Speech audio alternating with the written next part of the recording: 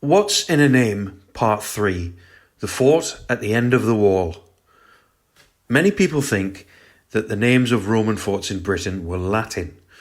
Although the country was administered in Latin, just as in Gaul, most fort names are a mix of Latin and the indigenous language. Segedunum. The fort at Wallsend is a case in point. The Notitia Dignitatum, a record of the military posts of the empire, lists the fort under the section Perlinium Valley on the line of the wall. Tribunus cohortis quote Lingonum Segeduno. Tribune of the 4th cohort of Lingones, Segedunum. The Lingones were a Gaulish cavalry regiment. Segedunum was a critical fort in the military infrastructure of the island.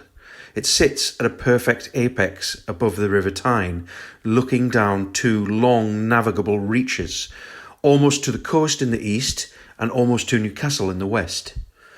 Regarding Segedunum's meaning, dun is simply the Celtic for fort, evidenced in the hundreds of place names containing this word, including the original name for Durham, Dunelm, while seg means power or force, from Proto-Indo-European seg.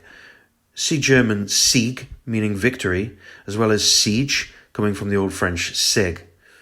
So the accepted translation of Segedunum is powerful fort, which makes perfect sense. However, I discovered to my astonishment that RomanEraNames.uk puts forward the root seg, meaning to attach or tack on in Proto-Indo-European. See Latin or Italian segue, meaning following on. Is it just a coincidence then that the largely accepted view among historians is that Segedunum was an afterthought? Originally, Hadrian's Wall is believed to have ended at Newcastle. Lots of evidence points to this. Newcastle had a substantial vicus, an adjoining civilian settlement. It had key roads meeting there, such as Cades Road, and was close by the Stane Gate, while it seems Pilgrim Street may have led north towards the Devil's Causeway, which cuts a line through Northumberland. Newcastle also had a bridge that predates the wall, making it the vital crossing point over the Tyne. It is also possible that there was a thriving pre-Roman village in Pandendine.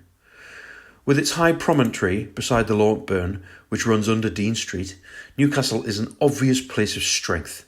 As well as this, the Vallum, the rampart running parallel to the wall on the south side, likely started just west of Newcastle and ran right across the country, but it does not feature east of the city to Wallsend.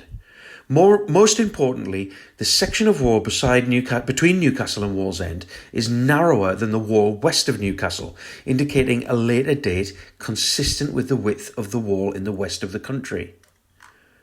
Presumably, the Romans felt the need to extend the wall to Wallsend in order to prevent raids coming down the Useburn Valley and elsewhere.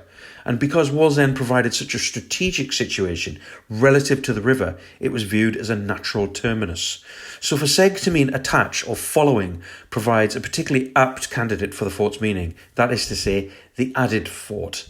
The inherent semantic ambiguity in seg was surely not lost on the Romans.